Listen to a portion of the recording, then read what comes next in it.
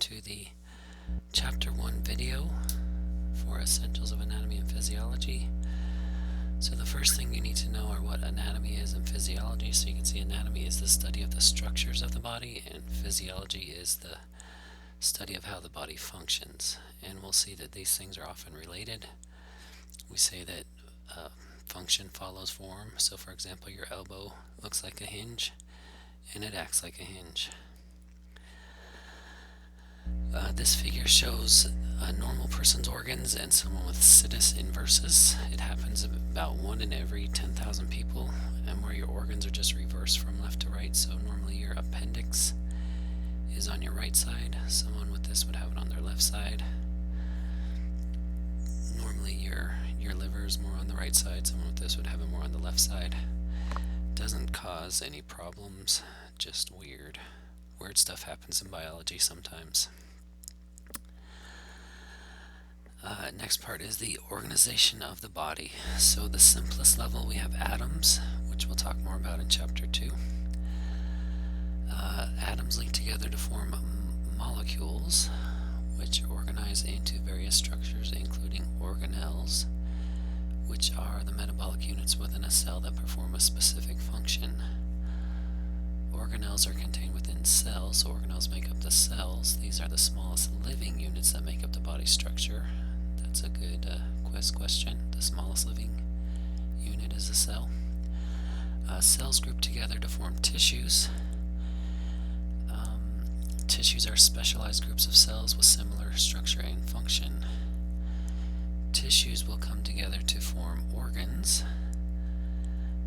Organs then will combine to form organ systems, such as the digestive system we can see here, and then the 11 organ systems come together to form an organism, which is you. So the smallest living units that make up the body structure again are cells. Next thing is tissues. There are 4 basic tissue types, and they each have a C function. So for epithelial, it's covering and lining. So for example, your skin is epithelial, or the lining of your lungs or the lining of your digestive tract is epithelial. Connective connects.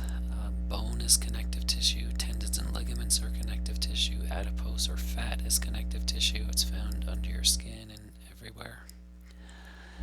Muscle tissue, its C function is to contract. And nerve tissue or neural tissue, its C function is communicates, and it does that by sending electrical signals. Next, we're going to talk about the organ systems, what they consist of and their functions. So the integumentary system, that's the fancy name for skin, is made up of the skin, hair, and nails.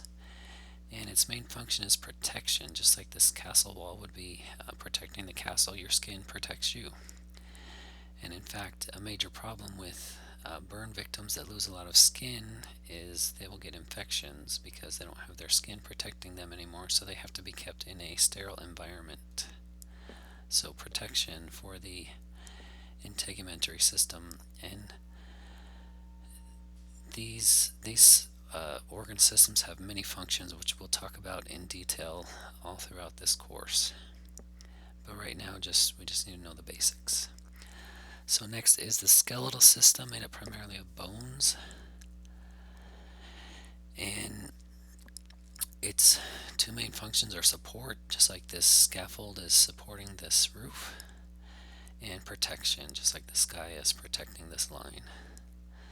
Then muscular is made up of muscles, and its primary function is movement. The lymphatic system is made up of the lymph nodes, the lymphatic vessels, the thymus, spleen, and tonsils. And it is also called our immune system, so its key function would be immunity, providing immune cells. Here's some white blood cells attacking something foreign that's trying to make us sick or destroying an infected cell. Respiratory system is made up of your lungs and airways, and its primary function is gas exchange. It brings in oxygen and gets rid of carbon dioxide. The urinary system, made up primarily of the kidneys and the bladder, and its key function is to get rid of waste, just like this dump truck is, or garbage truck is getting rid of waste. That's what your urinary system does for you. Nervous system made up of the brain and spinal cord. Its key function, it is a command center, a control center of the body, and it sends signals all throughout the body, just like these wires would be sending signals all throughout a town. Next we have the endocrine system. If your last name is Gland, you're probably part of the endocrine system. Its primary function, it's another controlling system, but it uses hormones to influence other body tissues. Then we have the circulatory system, composed of the heart and the blood vessels, and its primary function is transportation. Then next we have the digestive system, made up of your stomach and intestines, and it will break down food, break down nutrients, break down food into nutrients that we can use, like a food processor, and then it also absorbs nutrients like a sponge. So break down and absorb nutrients is the function of the digestive system. Then we have the male reproductive system, made up of the testes and various glands in the penis, and its primary function is making babies. The female reproductive system consists of the ovaries, the uterus, the breasts, and it also makes babies. It actually does all the hard work of making babies, and it also makes food for the babies. So, to review, the organ system that supplies the body with immune cells would be the lymphatic.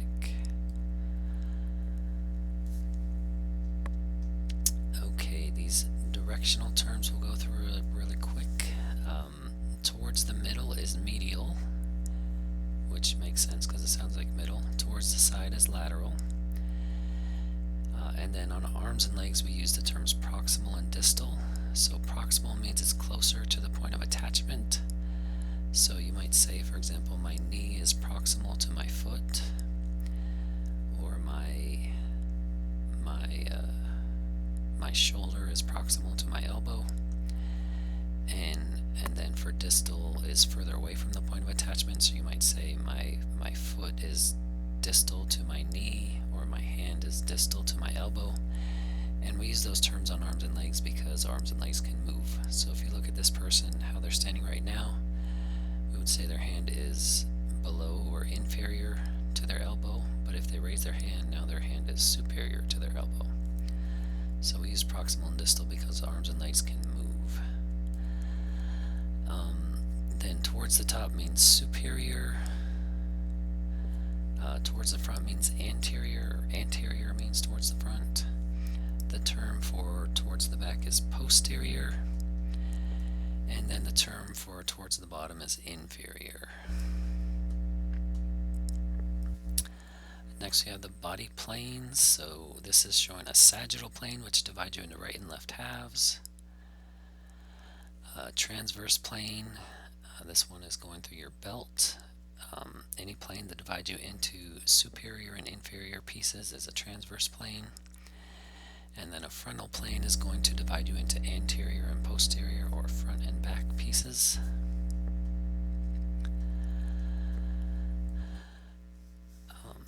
So to practice using those directional terms, a cut on the leg just above the ankle would be, or another way to say that, the ankle is what to the knee? The ankle would be distal to the knee.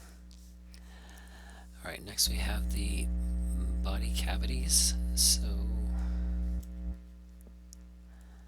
going to start with this one. So the mediastinum is right in between your lungs. That's where your heart is. And then on either side of that you have a pleural cavity, one for each lung. And those together make up the thoracic cavity. The diaphragm is separating the thoracic cavity above from the abdominal cavity below it. The abdominal cavity contains your stomach and intestines. The pelvic cavity would contain your bladder and your reproductive organs, and together the abdominal and pelvic cavity make up the abdominal pelvic cavity. Then there are body. So the ventral cavity is in front, and it consists of the thoracic cavity on top and the abdominal pelvic cavity on the bottom. Again, the abdominal cavity has the stomach and intestines, and pelvic cavity has the reproductive organs and bladder. And again, we have the diaphragm separating the thoracic and abdominal cavities. And then towards the back we have the dorsal cavity, which consists of the cranial cavity, which contains the brain, and the spinal cavity, which contains the spinal cord.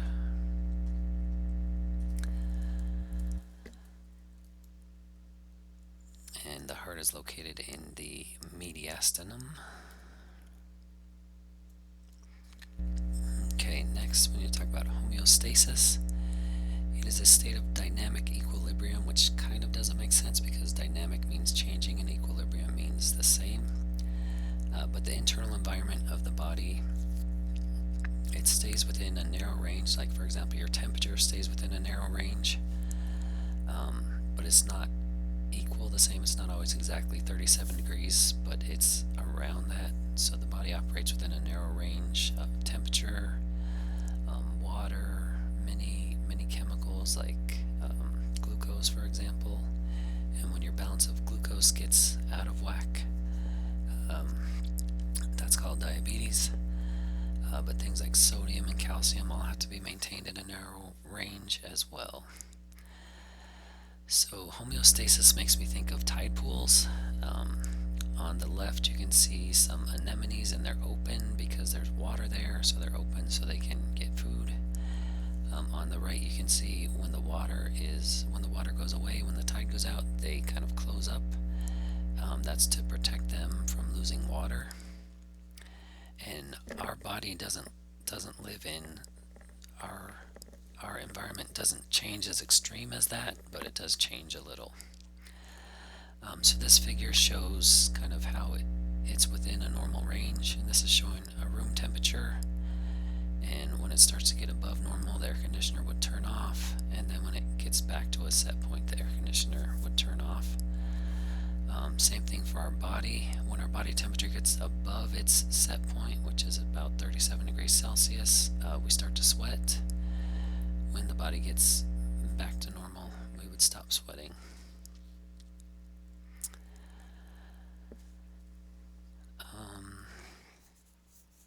Homeostatic regulation, you need a receptor to detect the change, the control center, which is usually in the brain, and then an effector, which is going to send a stimulus.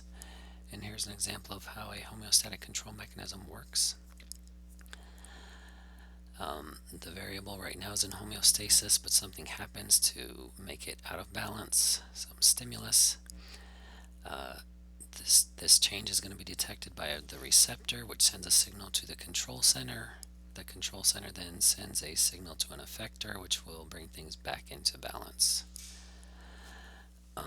Most things are regulated by negative feedback. That helps us to have stability, and that's when the effector opposes the stimulus and reverses the direction of change. Positive feedback is less common. That's when the effector reinforces the stimulus and amplifies the direction of change. So when we want something to happen quickly, we would want positive feedback. So here's an example with dropping room temperature, or you could say this is dropping body temperature. So the receptors, either in the room or in your skin, detect that the temperature dropped. They send a signal to the control center in your body, that's the hypothalamus in your brain. It sends a signal to an effector. In this case, it turns on a heater. In your body, it would be telling muscles to shiver, and that would bring you back into homeostasis.